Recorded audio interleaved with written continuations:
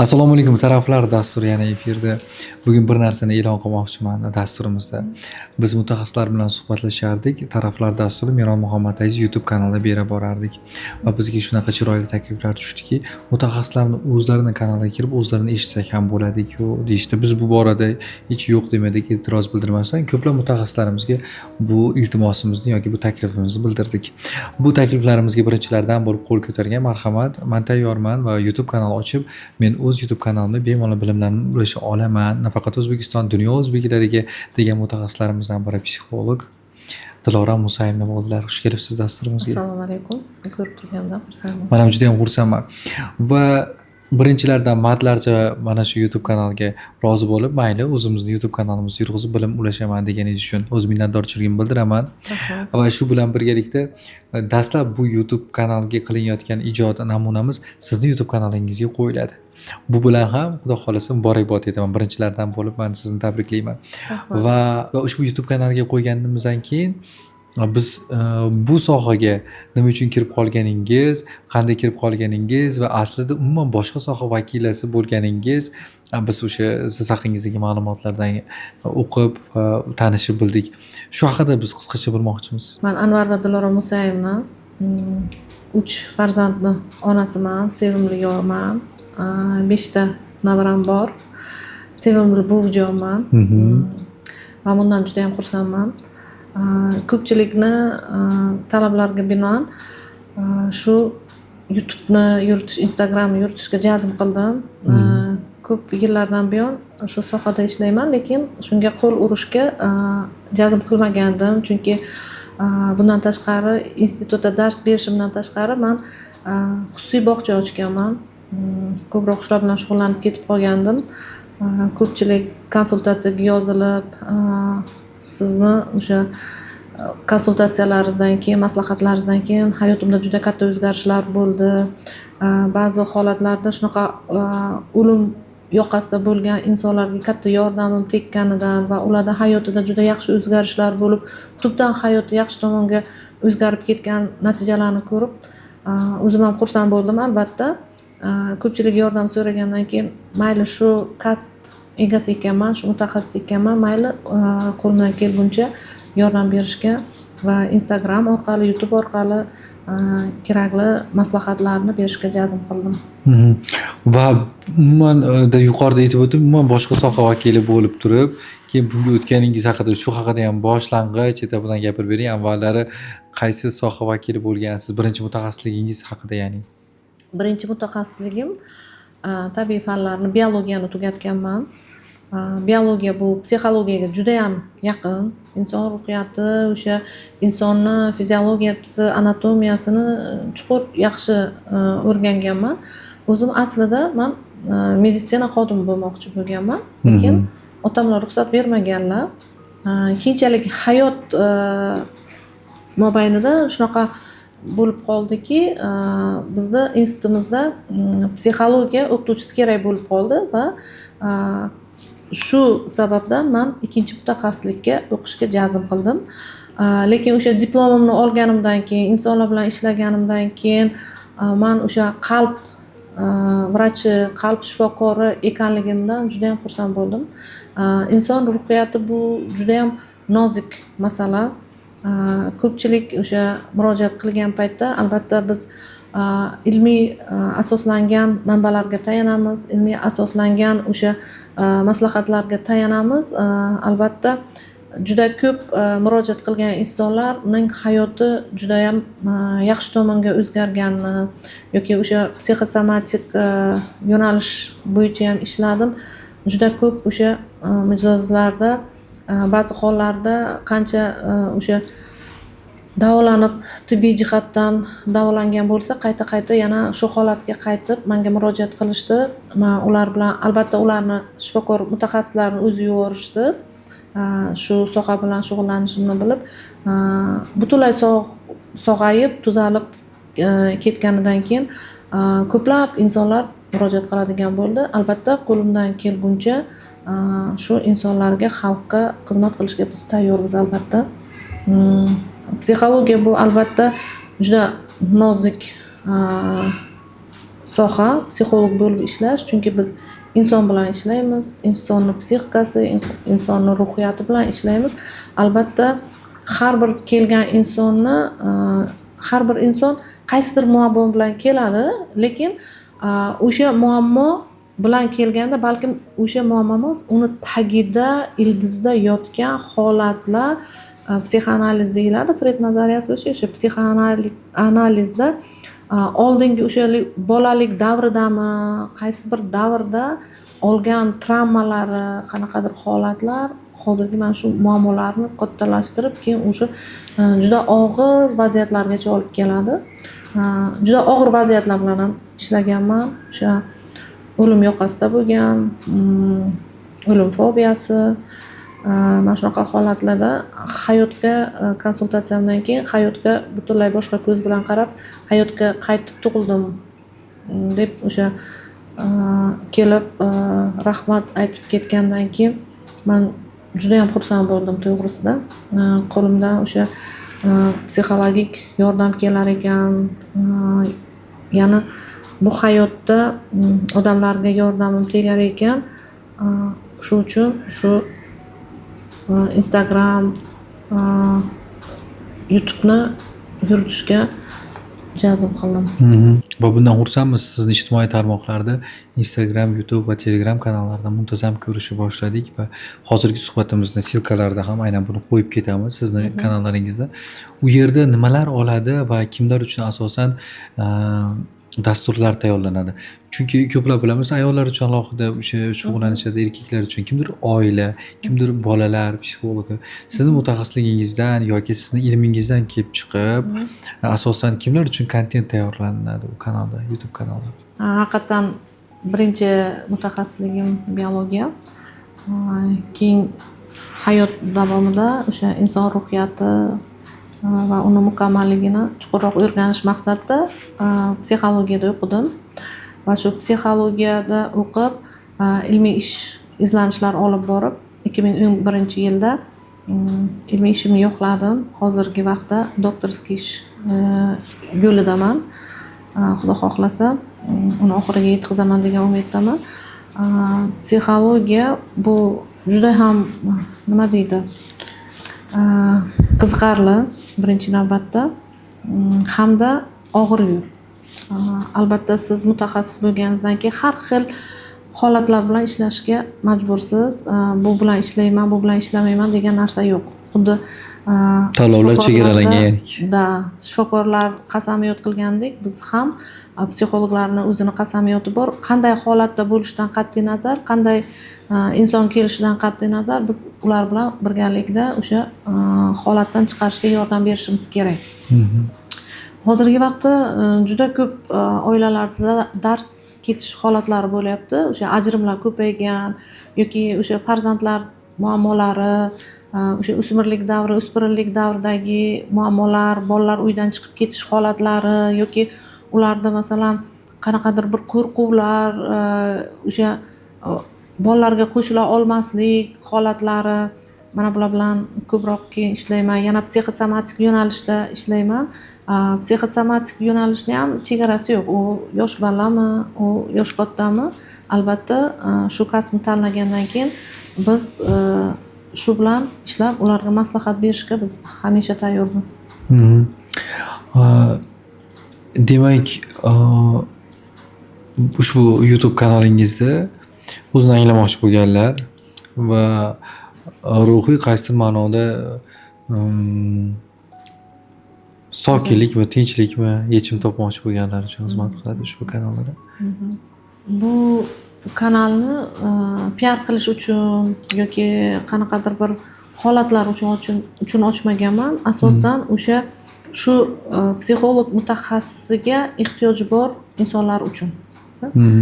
Ko'proq bizni anaqamiz psixologiya ilmiy asoslangan, tadqiqotlarda qo'llangan, amalda o'sha tajribalarda qo'llab sinalgan metodlar bilan biz asosan ishlaymiz. Hatto meni ustozim ham mana 80 yoshga kirdilar. Haligacha izlanadilar. Chet ellarda o'qiydilar. Biz ham chet ellardan ham ta'lim olamiz. Bundan tashqari yaqinda ham mana psixolog har doim bilimini yangilab turish kerak. yaqinda ham shu ustozimizdan biz yangi ilmlarni oldik. Albatta bu ilmlarni kim uchun olamiz? Xalq uchun. Xalqqa yordam berish uchun, insonlarga yordam berish uchun. Biz agar men ko'proq xalqona tilda gapiraman. Chunki xalqimizga oson va tushunarli bo'lishi uchun. Agar men psixologik terminlar bilan murojaat qilsam, oddiy xalqimiz, mana qishloqlarda, uzoq olislarda yashaydiganlar psixologik terminlarni tushunish qiyin-da inson. Shuning uchun ko'proq men xalqona tushunarli qilib maslahatlar beraman. Bemalol murojaat qilishi mumkin. Albatta, hamma narsani pul bilan o'lchash kerak emas, chunki bizni psixologlarimizga ehtiyoji hozir insonlarni juda ko'p. Muammo aslida bir masala, o'tib ketadigan narsa, lekin men shu muammolar ketidan juda ko'p kasalliklar, ajrimlar, dars ketishlar, farzand tarbiyasida ham juda ko'p muammolar kelib chiqishi mumkin. Lekin asosiy psixologning vazifasi o'sha beminnat, kerakli, asoslangan, tajribadan o'tkazilgan, aprobatsiya deyiladi, shundan o'tkazilgan o'sha metodikalarni, tajribalarni insonlarga berish kerak deb o'ylayman. Qanday masalan siz kuzatuvlaringiz natijasida qanday bilimlarga insonlar bugun ehtiyoji baland deb o'ylaysiz? Hozir agar e'tibor bersangiz, ko'p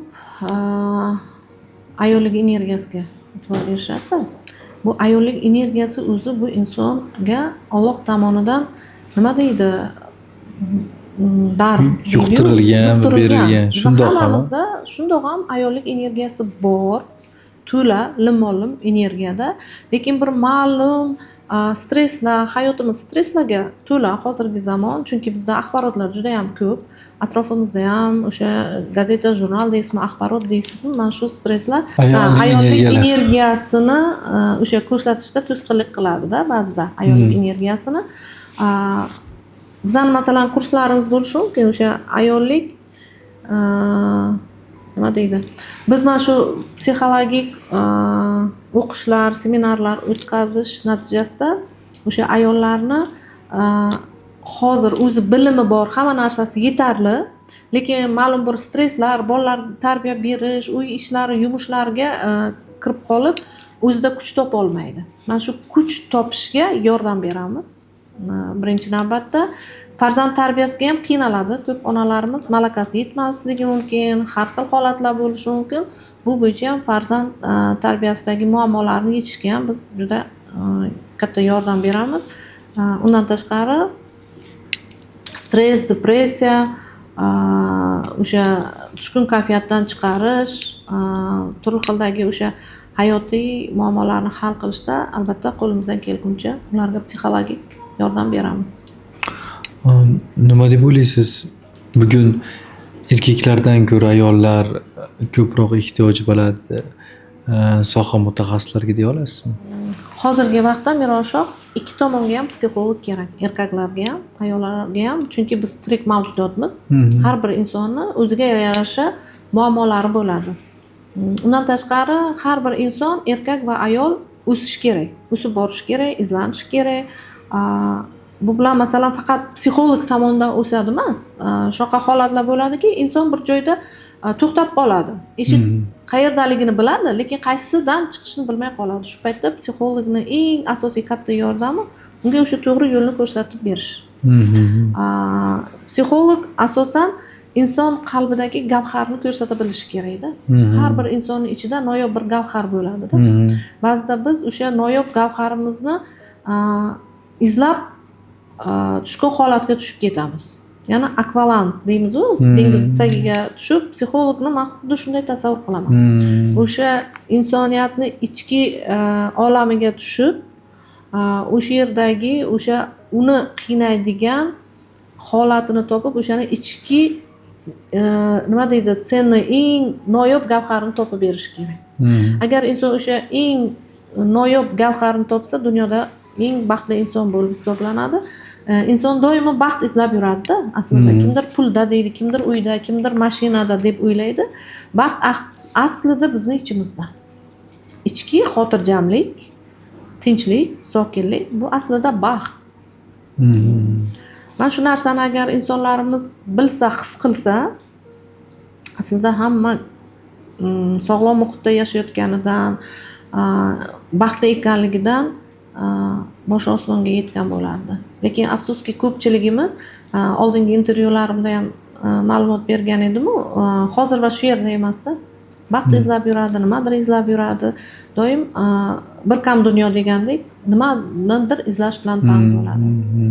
Har bir inson psixologni tanlashi, tanlamasligi bu o'ziga bog'liqda. Ba'zi bir insonni kuchi yetadi o'sha holatdan chiqib ketishga. O'zi aslida hammani kuchi yetadi. Lekin ba'zi holatlarda bo'ladi, o'sha insonga yaqin bir tirgak bo'lish kerakda shu holatdan chiqarish uchun. Ana o'sha paytda psixologga agar murojaat qilsa, bu holatdan oson va yengil chiqib ketish mumkin. Tushkun kayfiyatga tushmaydi, kortizol gormonlari ko'payib ketmaydi, energiya yo'qotmaydi, negativ bir fikrlarga chalg'ib qolmaydi. Bunaqa holatda negativ energiyalarga chalg'ib, o'sha negativ fikrlarga chalg'ib qolsa, uyda ham janjallar chiqishi mumkin, bola tarbiyasida ham qiynaladi. Mana bu holatlarni oldini olish uchun ham psixologga murojaat qilish kerak. Masalan, 3 oy, 4 oy kurslarni tugatib, psixolog bo'lyapti deyapsiz, haqiqatan, lekin ularni nimadir deyishga meni haqqim yo'q. Har bir kishi o'zi tanlaydi. Psixologni har bir inson o'zini anglash darajasiga qarab psixologni tanlaydi, albatta. Lekin nima deb o'ylaysiz? Ba'zi birda shunaqa voqealarni eshitsangiz, kasbingiz qizg'ongan joylaringiz ham bo'ladimi?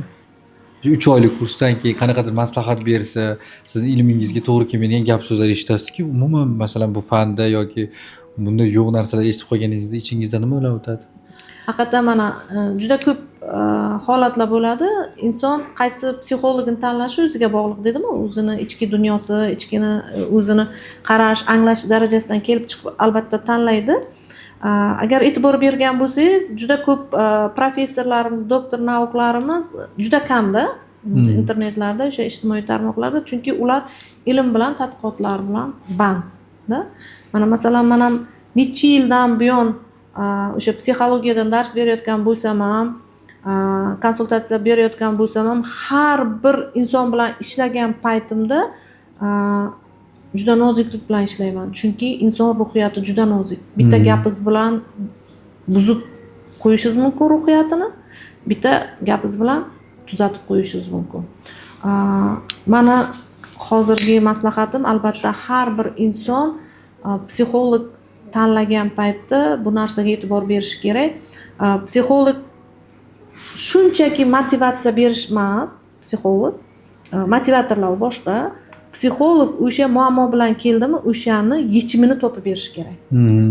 Yechimini. Masalan, 2+2 4. Biz bilamiz, hammamiz bilamiz. Lekin 2+2 3 demasligimiz kerak-da. Demak, biz o'shani aniq, ravshan muammosini yechib berib, u bizdan xursand bo'lib, davolni bo'lib chiqib ketish kerak. Lekin psixolog tanlash albatta bu ixtiyoriy, insonning o'ziga bog'liq bo'ladi. Qanday shartlar yoki qanday bir talablari bo'ladi shogirdlikka yoki o'sha yordamchilikka olinadimi shogirdlikka olinishda sizda? Menga ko'pchilik keladi, shogird olasizmi yoki iltimos konsultatsiyangizga kirib o'tiray yoki eshigi ochib qo'ying, qanaqadir bir. Har bir inson bir olamda, alohida bir shablon yo'qda. Bugun siz mana bu inson bilan ishladingiz, bunga psixologik masalan metodlar bilan ishladingiz, yondashdingiz. Ikkinchi insonga bu narsa to'g'ri kelmasligi mumkin. Hammada har xil. Hammada har xil. O'shuning uchun men hammani ham shogird ola olmayman. Psixologiya institutini tugatgan, psixologiyadan xabari bor insonlar bilan ishlashga harakat qilaman, ilmiy asoslangan holatda. Tajribalarimizda biz o'tkazgan yoki o'sha kelgan mijozlarimizda psixosomatikdan bizga murojaat qilishadimi, oilaviy munosabatlarmi, farzandmi, o'sha har xil holatda tajribalarimdan masalan kelib chiqib, men o'sha suyanaman u tajribalarimga baribir. Har safar masalan yangilik o'qiyman, izlanaman, o'sha chet elni tadqiqot institutlari bilan ularni yangiliklari bilan har doim har doim izlanib turamanda. Bir narsa qiziqsiz soha egasi bo'lganingizni aytganman. Erkaklar bu sohada juda ham kam, ayollar ko'p va donolik ayollardan ko'ra erkaklarda yuqori bo'lgani uchun balki sohada erkaklar ko'paysa unumdorligi yana ham osharmidi degan fikr yo'q emas. Albatta bu mening shaxsiy fikrim. To'g'ri, erkak psixologlarimiz kamroq, lekin men biladigan judayam ilmli psixologlarimiz bor. Undan Abdulla Sirajidinovich meni o'zimning ustozlarim. Undan tashqari Alisher aka Nizomiy institutida, Olmos, juda ko'p ilmli hozirgi kunda erkaklarimiz ham ko'p psixologlarimiz. Qaysi sohada bo'lishdan qat'iy nazar erkakmi ayolmi o'zini kasbiga vijdonan yondashishi kerak deb o'ylayman. Shunda u donomi, dono emasmi, uni uncha ahamiyati yo'q deb o'ylayman. To'g'ri aytasiz, chunki har bitta insonni qilayotgan ishlarini natijalari, uni o'sha faoliyatini baholaydi baribir, qancha insonga yordam berishi yoki bermasligi. Yana bir narsa, tashqi muhitni idrok etishinglar, kuzatishinglar meni qiziqtiradi soha mutaxassislari. Biz ko'rmagan qaysidir olamni yoki biz ko'rmagan qaysidir o'sha jarayonlarni ko'ra olasizlar.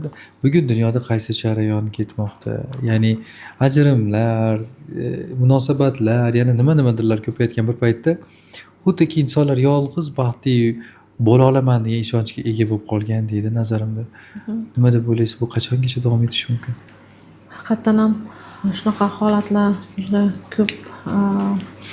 Oilaviy munosabatlarda dars ketish, o'sha alohida o'sha yashasam, o'zim oilamni boqa olaman, o'zim farzandimni tarbiyalay olaman degan ayollarimiz hozir ko'payib qolgan. Lekin men bunga qo'shila olmayman. Albatta, har bir insonni o'zini jufti bo'lishi kerak. Qaysidir ma'noda ma'lum bir muddatda inson karyeraga, ko'p narsalarga erishishi mumkin, lekin yonida tirgaki bo'lishi kerak. Bu yolg'izlik hozirgi jahon miqyosida juda ko'paygan. Buni mutaxassislar ko'rib chiqib, yolg'izlik asosida juda ko'p kasalliklar va oxiri o'limga taqalish holatlari ham yo'q emas. Yolg'izlikning orqasidan. Yolg'izlikning orqasidan. O'sha uchun oilaviy munosabatlar mana agar e'tibor bersangiz, chet ellarda ajralish juda qiyin. Ba'zi mamlakatlarda ajrim juda qiyin. Katta anaqa alimentlar to'lashadi, uy joy bilan ta'minlab berish kerak, boshqa holatlar. O'sha uchun ajrimlar hozir ba'zi bir mamlakatlarda, ba'zilarida ancha emas. Ajrim kamaygan statistika ma'lumotlariga ko'ra, lekin hozirgi vaqtda bizda ajrimlar ko'paygan. Albatta uni ichki holatini o'rganib chiqishimiz kerak. Nima sababdan ajrimda? Hozirgi vaqtda rollar adashib qolganda ba'zi holatda ayollarimiz erkak darajasidagi nimani talab qilishyapti, lekin ayol bu nozik xilqat, ayol bu ojiza. Bu ayol ojiza degani bu ojiz, bir qo'lidan hech narsa kelmaydigan emas. Ayol kishi ulug'lanadi o'sha islomda hamda. Masalan, hozirgi vaqtda ayol va erkak teng genderlik huquq darajasiga ega. Albatta ayol kishi ham o'qish kerak, ishlash kerak, o'sish kerak, chunki u ona farzandlarini tarbiyalash kerak. Lekin hamma narsaga nima deydi? Erkaklik darajasiga chiqish kerak emas deb o'ylayman. Baribir o'zini saqlab qolish kerak ayolligini. Ayollik energiyasini saqlab qolish kerak. Ayol kishi albatta birinchi navbatda ayol kishiga bolani tarbiyasi juda muhim bo'lishi kerak, men o'ylayman. Chunki bola bizning kelajagimiz. Biz agar bolamizni yaxshi tarbiyalab bersak, bizni keyingi hayotimiz sokin o'tadi. Zo'r hozir baxtli yashadik, bolalarimizga e'tibor bermadingiz, enagani qo'liga berib qo'ydingiz, boshqa holatlar bo'ldi. Keyinchalik bolalarda problema bu muammolar albatta keyinchalik oilada dars ketishlar holatlarigacha kelib chiqishi mumkin-da. Menga ko'p murojaat qilishadi shunaqa holatlar bilan. Albatta, yana yuqorida aytganimdek, ayol kishi o'qishi kerak, o'sishi kerak, rivojlanishi kerak. Eri bilan teng da, chunki erkak kishidan orqada qolib ketish ham yaxshi emas. Chunki dunyoqarash ikki xil bo'lgandan keyin fikrlar to'g'ri kelmay qolishi mumkin-da. O'sha turmush o'rtog'i bilan ham fikr bo'lish ham nimasi shu. Demak, fikrlar teng bo'lishi kerak. O'sha rivojlanish darajasi rivojlanib borishi kerak. Shu olgan ilmlarni, bilimlarni farzandlarga ham ulashish kerak. Men shunday deb o'ylayman. Ajoyib. Dasturni birinchi sonini biz efirga uzatar ekanmiz. Kelgusi sonlarda ham ko'plab savollarga javob olishga harakat qilamiz va Dilorom Musayevnani bugundan boshlab Telegram, Instagram va YouTube kanallari ochiq deb e'lon qilamiz. Xush kelibsiz dasturimizga. Rahmat.